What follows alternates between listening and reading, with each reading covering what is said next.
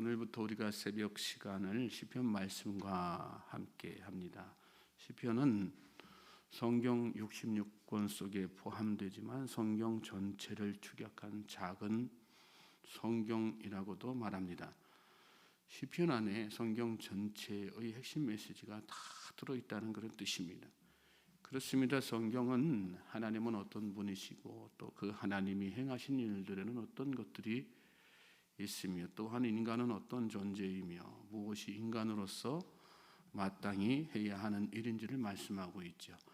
시편은 인간이 살면서 처하게 되는 여러 가지 상황 속에서 발견하고 깨닫게 된 하나님과 또 그 하나님께서 하신 일, 또 거기에 대한 한 인간의 실질적인 믿음의 반응을 기록한 책입니다. 그러므로 우리가 시편을 묵상해 나갈 때 우리는 우리의 각자의 주어진 상황 속에서 무엇이 진정 신앙으로 사는 삶의 태도인가를 배울 수 있게 됩니다. 우리가 살다 보면 어떤 순간에는 하나님이 나와 함께 하심을 깊이 있게 깨닫는 그런 임재의 경험을 하기도 하고, 어떤 순간에는 반대로 마치 하나님이 계시지 않은 것만 같은, 세상에 나 혼자인 것 같은 그런 하나님의 부재와 절망적인 상황을 경험하기도 합니다. 견디기 힘든 환난과 핍박과 고난의 상황이 밀려오게 되면 내 힘으로 감당할 수 없는 인간의 한계를 경험하기도 하고, 그러기에 나를 초월하시는 하나님의 절대적 능력의 필요성을 절실히 느끼게도 됩니다. 시편은 그렇게 인간이 경험하게 되는 여러 가지 상황 속에서 그가 어떻게 반응했는가, 그래서 150편 전체가 일률적이고 획일적인 내용이 아니라 때로는 감사와 찬양의 형식으로, 때로는 비탄과 한숨이 섞인 탄원의 형식으로, 그리고 때로는 절박한 마음으로 도움을 구하는 간구의 형식으로 기록되는 것을 보게 되죠. 우리가 시편 말씀을 묵상하는 것은 그렇게 매일매일 달라지는 변화무쌍한 환경 속에서 시편의 저자들이 그랬던 것처럼 진솔하게 꾸밈 없는 마음으로, 또 정직한 마음으로 하나님 앞에서 우리의 생각을 날 것 그대로, 있는 그대로 남김없이 쏟아내는 법을 배우기 위함입니다. 그럴 때 하나님은 우리의 상한 심령을 다 회복시키시고 우리의 감사와 찬양을 받으시며 빈 마음을 풍성한 은혜로 채워주시는 것입니다. 그리고 성경은 그렇게 하나님의 풍성한 은혜로 사는 사람, 세상 것이 아니라 하나님의 풍성한 은혜로 사는 사람을 일컬어서 복 있는 사람이라고 말씀하는 것을 우리가 깨닫게 되죠. 특별히 오늘 우리가 함께 읽은 본문 시편 1편 말씀은 2편과 함께 시편의 서론격이 되는 말씀이에요. 특별히 그 가운데에서 복 있는 사람과 그렇지 않은 사람을 구별하고 있죠. 인간이 어떤 선택을 하느냐에 따라서 복된 삶을 살 수도 있고, 그 반대로 망하는 삶, 저주받은 삶을 살 수도 있고, 즉 복된 삶이란 하나님께서 인간에게 주신, 오직 인간에게만 허락하신 자유 의지에 의한 선택의 결과라는 것을 말씀하고 있습니다. 이것은 복이란 갑자기 어느 날 갑자기 생겨나는 게 아니라는 것을 전제로 하는 그런 말씀이죠. 그렇습니다. 복은 원래부터 있던 것입니다. 태초에 하나님께서 천지를 창조하셨을 때 하늘, 땅, 바다의 온갖 짐승 또 사람을 창조하시고 공통적으로 선포하신 말씀이 무엇입니까? 복이 있으라는 말씀이죠. 하나님이 복의 근원이시고 하나님은 친히 만드신 모든 피조물들에게 복을 주시는 분이라는 것입니다. 그래서 태초에 인간 아담과 하와는 하나님께서 주신 복을 누리는 존재로 살았습니다. 그러나 잘못된 선택으로 말미암아서 그 복에서 벗어나게 된 것이죠. 지금도 마찬가지입니다. 하나님은 여전히 복의 근원이시고, 어떻게 하면 인간이 하나님께서 주신 복을 누리며 살 수 있을까, 복된 삶을 누릴 수 있는 길을 계속해서 제시하고 계십니다. 무엇을 통해서요? 하나님의 말씀을 통해서. 하나님께서 하라고 하시는 대로만 하면 복된 삶을 누리게 되지만 그렇지 않으면 누리지 못하는 것이죠. 선택은 누가 하는 거예요? 바로 내가 하는 거라는 그런 말씀이죠. 나의 선택에 따라서 그 결과가 다 달라지게 되는 것을 말씀 가운데서 깨닫게 됩니다. 말씀을 읽으셨는데 1절 말씀 한번 보시겠어요? 1절 말씀 보시면 복 있는 사람은 악인들의 꾀를 따르지 아니하며 죄인들의 길에 서지 아니하며 오만한 자들의 자리에 앉지 않는다. 그렇습니다. 여러분, 인생이란 매 순간 선택하면서 사는 것입니다. 그 길이 두 갈래 길이든 세 갈래 길이든 아니면 그 이상의 여러 갈래 길이든 그 가운데 우리가 선택할 수 있는 길은 한 가지뿐이죠. 그리고 그 선택에 대한 책임은 오롯이 내가 지는 것입니다. 물론 갔다가 아니면 다시 돌아올 수 있어요. 그러나 돌아온 만큼의 그 시간은 또 그 기회는 더 줄어들게 되는 거죠.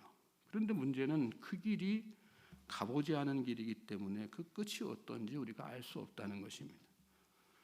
그 길이 복된 길인지 멸망의 길인지 형통의 길인지 아니면 절벽 끝인지, 그럴 때 우리가 생각해야 되는 건 무엇입니까? 그 길에 먼저 가 있는 사람이 과연 어떤 사람인가? 그가 선인입니까? 악인입니까? 외적인 그의 어떤 환경, 주변 환경을 보지 말고 그가 어떤 사람인가? 그와 함께 한다는 것이 나에게 어떤 결말을 가져다 줄 것인가? 깊이 있게 생각해보고 그의 생각을 따를 것인지 아닌지, 그가 서 있는 위치에 나도 설 것인지 말 것인지, 그가 머물러 있는 자리에 나도 머물 것인지, 아니면 그 자리를 거부하고 박차할 것인지 선택하고 결정하는 것이죠. 복 있는 사람이란 어떤 사람이냐? 그가 악인이기에 또 그가 죄인이기에 그가 오만한 자이기에 안 따라가는 사람이란 말이죠. 함께 할 수 있는 기회가 있지만 함께 하지 않는다는 그런 뜻이죠. 저는 저와 여러분이 함께해서는 안 될 사람과 함께 하지 않는 믿음으로 그런 선택을 할 수 있는 그런 어떤 복 있는 사람이 될 수 있기를 주님의 이름으로 소망하고 축복합니다. 그래서 외적으로는 아무리 좋아 보여도 결국 그는 악인이고 또 결국 그는 오만한 자이고 또 그는 죄인이기에 나는 그와 함께하지 않는다. 그것이 복 있는 사람의 올바른 선택이라고 하는 것을 잘 깨달으실 수 있기를 주님의 이름으로 소망하고 축복합니다. 2절 말씀 보십시오. 오직 여호와의 율법을 즐거워하여 그의 율법을 주야로 묵상하는도다.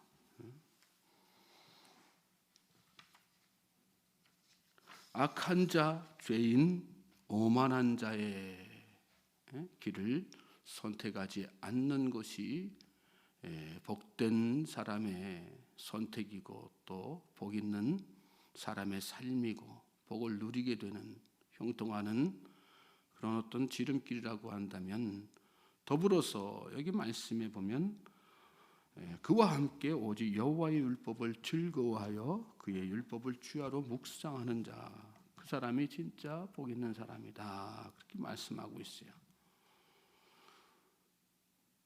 오직 여호와의 율법을 즐거워하여 그의 율법을 주야로 묵상하는도다. 이 말씀은 사실은 앞뒤 순서를 바꾸어 생각해야 더 이해가 쉬운 말씀이에요.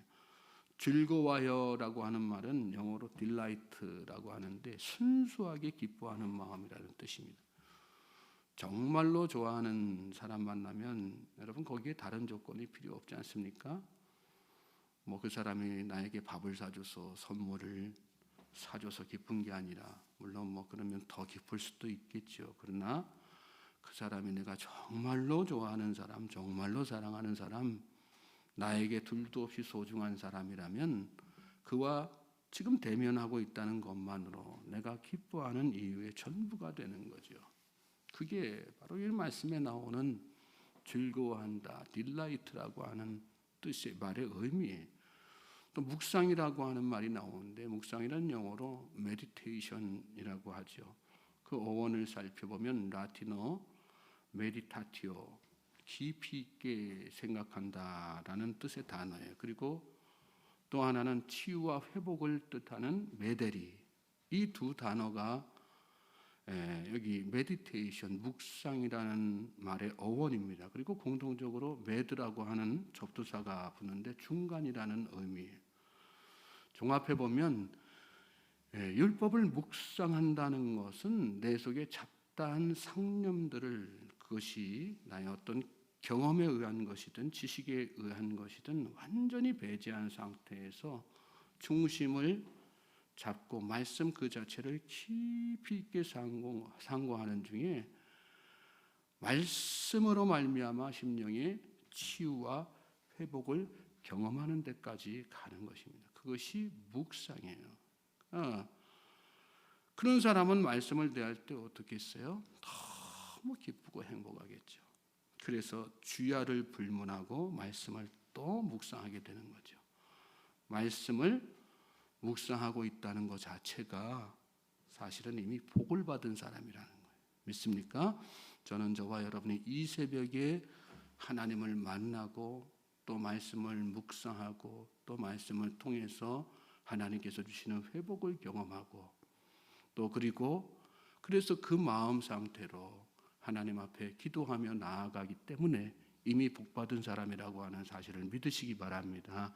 저와 여러분은 복을 누릴 수 있는 어떤 상황적 환경적 요소가 아니라 말씀으로 인해서 이미 복을 누릴 수 있는 모든 조건들이 다 갖춰진 사람들이에요. 그러니까 우리가 다 복받은 사람입니다. 믿습니까? 3절 말씀 보십시오. 그는 시냇가에 심은 나무가 철을 따라 열매를 맺으며 그 잎사귀가 마르지 아니함 같으니 그가 하는 모든 일이 다 형통하리로다. 그렇게 복 있는 사람으로서 함께 하지 않아야 될 사람들과 거리를 두고 오직 하나님의 말씀을 깊이 있게 묵상하면서 하나님과 함께하는 사람, 말씀과 함께하는 사람, 말씀을 통해서 하나님께서 주시는 치유와 회복을 경험하는 그 사람은 결과적으로 그의 인생이 어떻게 되는가를 3절 말씀에서 말씀하고 있는 거죠. 그는 시냇가에 심은 나무가 철을 따라 열매를 맺으며 그 잎사귀가 마르지 아니함 같으니 그가 하는 모든 일이 다 형통하리로다. 하나님께서 주시는 형통의 에너지가 계속해서 공급되는 거예요. 그러니까 그의 삶이 잘 될 수밖에 없는 거죠. 시냇가에 심은 나무가 늘 푸를 수 있는 거, 잘 성장할 수 있는 그 근원은 뭐예요? 시냇가에 흐르는 물을 통해서 필요한 수분을 계속해서 공급받기 때문이죠. 저는 저와 여러분이 그런 은혜로 살 수 있게 되기를 주님의 이름으로 소망하고 축복합니다. 하나님께서 공급하시는 힘으로 살기를 갈망하며 나아가십시오. 세상 것이 아니라 세상 것은 다 뿌리를 썩게 만드는 거고요. 우리의 삶을 결과적으로 다 피폐하게 만드는 거예요. 그러나 하나님께서 공급하시는 하나님의 능력, 하나님의 은혜는 우리를 뿌리 한 줄기라도 썩게 만들지 않으세요. 모든 것을 다 강건케 하셔서 계속해서 자라나게 하시고 또 가지가 뻗게 하시고 열매를 맺게 하시는 거예요. 믿습니까? 4절 말씀, 악인들은 그렇지 아니하며 오직 바람에 나는 겨와 같도다. 그러므로 악인들은 심판을 견디지 못하며 죄인들이 의인들의 모임에 들지 못하리로다. 겉보기에는 더 풍성해 보일 수 있어요. 악인들의 삶이란 겉으로 보기엔 더 화려해 보일 수 있어요. 그러나 결과적으로 악인들의 삶은 하나님께서 제시하신 길이 아니라 그 반대의 길을 손떼가면서 사는 사람들은 결과적으로 바람에 나는 겨와 같이 그렇게 허망한 인생이 되고 만다는 그런 말씀이죠. 악인들은 심판을 견디지 못하며 심판은 반드시 있는 거예요. 그런데 그 심판에서 악인들은 벗어날 방법이 없어요.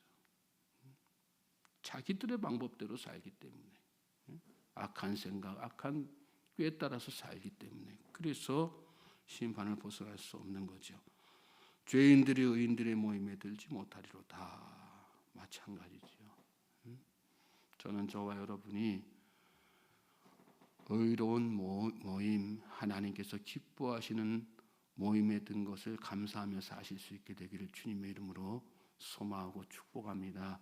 우리가 어느 모임, 어느 자리에 누구와 관계를 맺고 있느냐가 참 중요한 것인데,